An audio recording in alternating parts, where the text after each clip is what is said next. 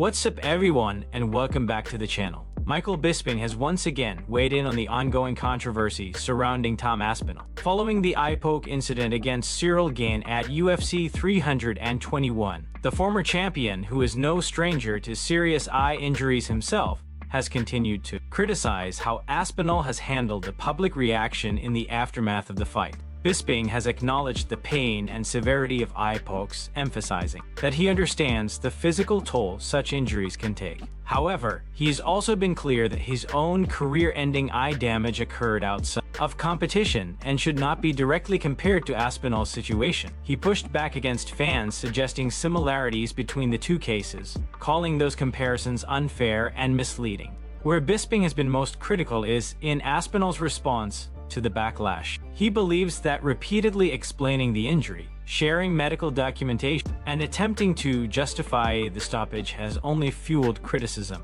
According to Bisping, over-explaining plays into a victim narrative and gives detractors more ammunition. Instead, he suggested that Aspinall embrace a tougher mindset to out the noise and let his performance in the cage silence critics. Despite the criticism, Bisping remains confident that Aspinall will return strong once fully recovered. Aspinall has not yet resumed training months after the bout, and his comeback is expected to take place at the highly anticipated White House UFC event. A rematch with Gane has already been confirmed by UFC President Dana White. Meanwhile, Alex Pereira has been recovering from a foot injury but is already back in training. If timelines align, both Aspinall and Pereira could feature on the same card, with a potential heavyweight clash between Pereira and John Jones emerging as a marquee non-title matchup, while the heavyweight division awaits clarity. Before we jump into the next story, we have a small favor to ask. If you're enjoying the content, please give this video a like,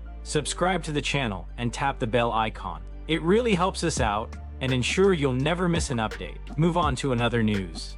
Alexander Pantoja is officially back in full MMA training following his elbow injury, signaling that his return to the octagon is getting closer. The former champion recently shared new footage of himself back in the gym, engaging in light sparring, technical drills, and strength training. All indications suggest his recovery is progressing smoothly, with a competitive return expected in late spring or early summer. Pantoja suffered a severe elbow dislocation just seconds into his last title defense, an injury that led to a TKO stoppage and abruptly ended the fight. That moment dramatically altered the flyweight landscape, as Joshua Van went on to claim the division's title.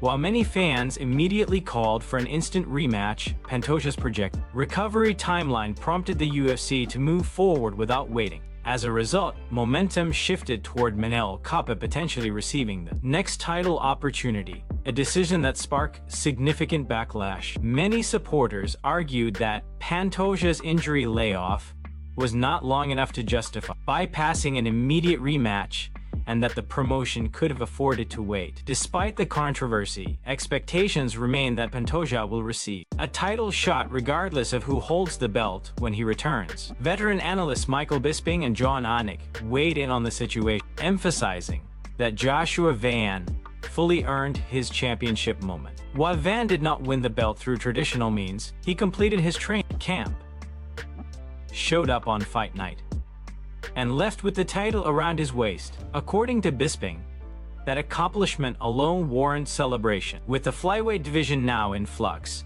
Pantoja's comeback feels inevitable. The only remaining question is when and who he will face once he returns to reclaim his place at the top. Move on to another news.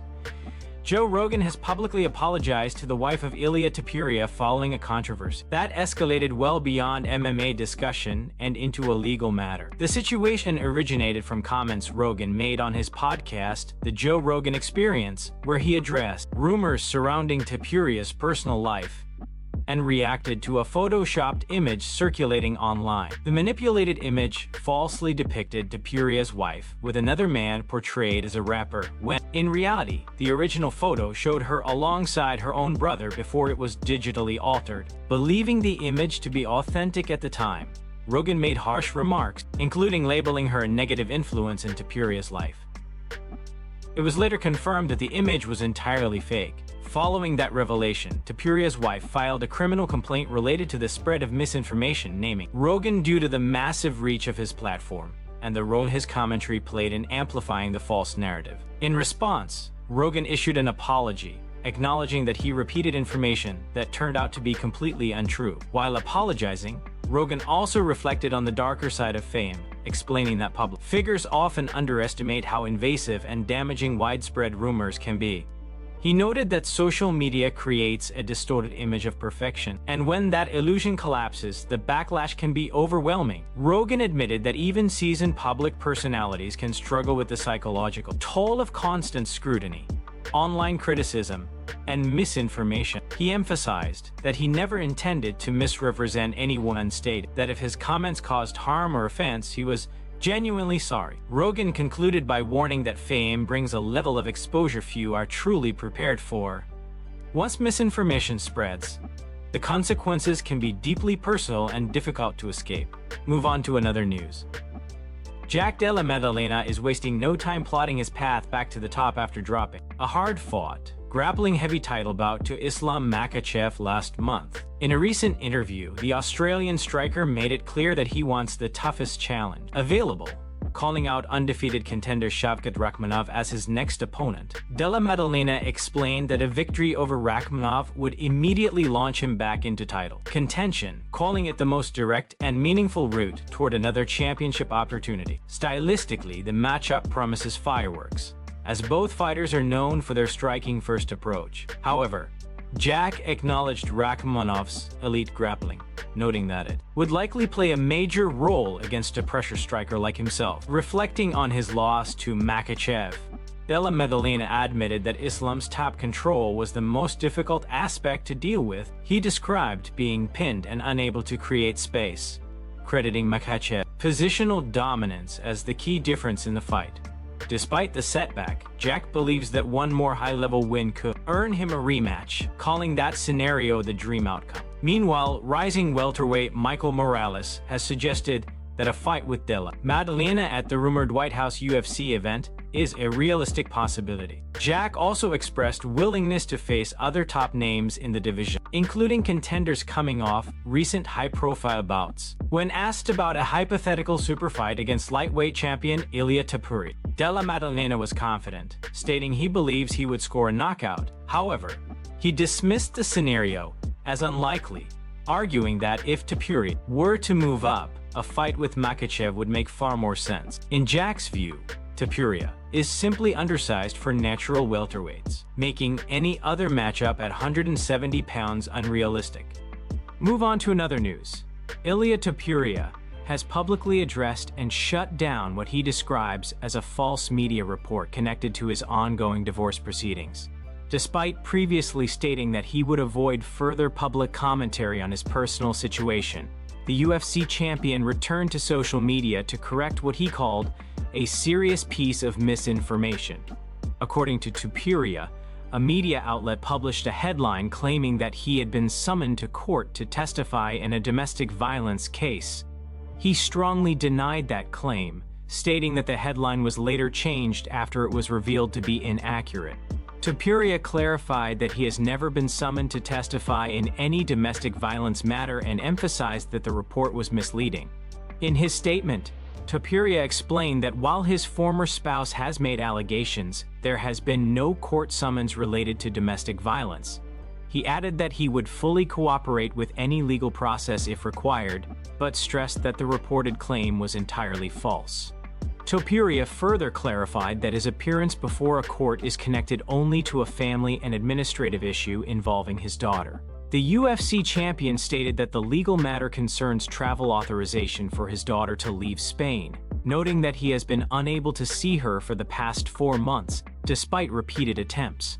He expressed frustration over the situation and the impact of misleading headlines, while reiterating his appreciation for responsible journalism and accurate reporting. Topuria concluded by emphasizing the importance of truth in media coverage, especially when reporting on sensitive, personal matters that extend beyond the world of sports.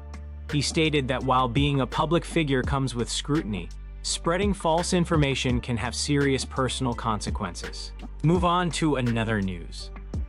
Arman Tsarukyan nearly shared the mat with a major Hollywood star late last year, as new details have emerged surrounding a proposed grappling matchup that ultimately did not come together. On December 30, Tsarukyan competed in a high-profile grappling bout against Shar Magomedov, fighting to a draw in the main event of a Hype FC card held in Armenia. However, the promotion later revealed that an alternative opponent had been explored for Tsarukyan on that same date. According to Hype FC, discussions were held with renowned actor and longtime jiu-jitsu practitioner Tom Hardy regarding a potential grappling match against the UFC contender. The organization shared what appeared to be a screenshot of private correspondence, showing that Hardy had been contacted about the opportunity. Hardy, who has trained extensively in Brazilian Jiu-Jitsu and has competed in several grappling tournaments, ultimately declined the offer. The actor cited scheduling conflicts due to ongoing film commitments as the reason he was unable to participate. Despite regularly staying active on the competition scene and having trained alongside high-level fighters and coaches, Hardy made it clear that his filming obligations prevented him from accepting the matchup at that time. While the unexpected crossover bout never materialized,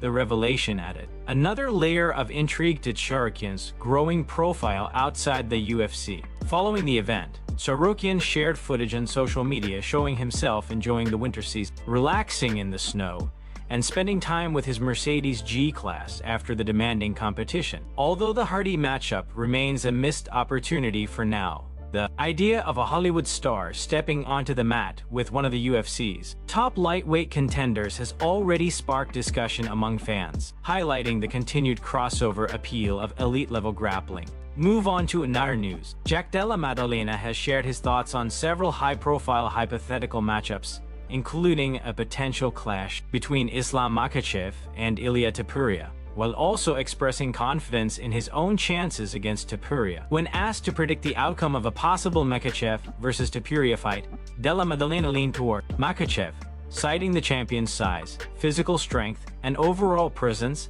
as major advantages. He noted that Makhachev appears to have filled out even more recently, suggesting that the physical disparity could play a decisive role in the matchup. At the same time, Della Maddalena acknowledged Topuria's punching power, describing him as a dangerous striker who could change the fight if he were able to keep the contest standing and land clean shots. In Jack's view, it would be an exciting and competitive fight that many fans are eager to see, even if he ultimately favors Makhachev due to the size difference. The conversation then shifted to a more direct question: whether Della Maddalena believes he could defeat Topuria himself. Without hesitation, the Australian striker responded confidently, stating that he believes he would beat him. When pressed on whether the fight would go to a decision or end in a knockout, Jack maintained his confidence, reiterating that he would get him, while leaving the exact outcome open-ended. Della Maddalena also reflected positively on his recent performances, receiving praise for his exciting style and willingness to engage in high-level competition. He described his last bout as a fun and memorable experience, expressing enthusiasm about getting back into the octagon soon. As speculation continues to swirl around potential superfights and future matchups, Della Maddalena's comment add another layer of intrigue to an already crowded and competitive landscape across multiple weight classes. Move on to another news. Daniel Cormier believes that if he were competing in his prime today, he would dominate the UFC's light heavyweight division. Although the MMA legend has no plans to return to active competition and is set to turn 47 later this year, Cormier recently shared candid thoughts on how the current landscape compares to the era in which he fought. Cormier is widely regarded as one of the greatest fighters in UFC history, having captured both the light, heavyweight, and heavyweight titles during his career.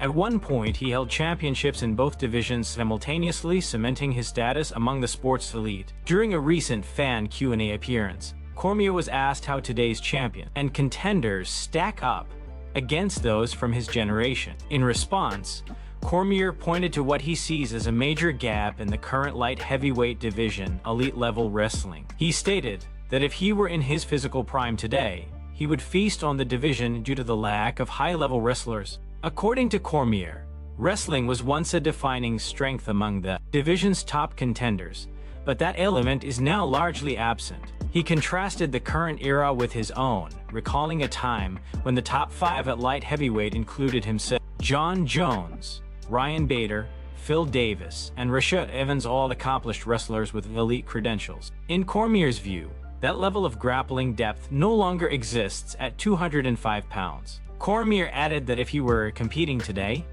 he would focus on the light heavyweight division rather than heavyweight. He also suggested that he would pursue a matchup with the division's biggest star for both competitive and financial reasons. While purely hypothetical, Cormier's comments have sparked debate among fans, raising the question of whether today's fighters are better at defending takedowns, or if elite wrestling remains the ultimate equalizer at the highest level of MMA.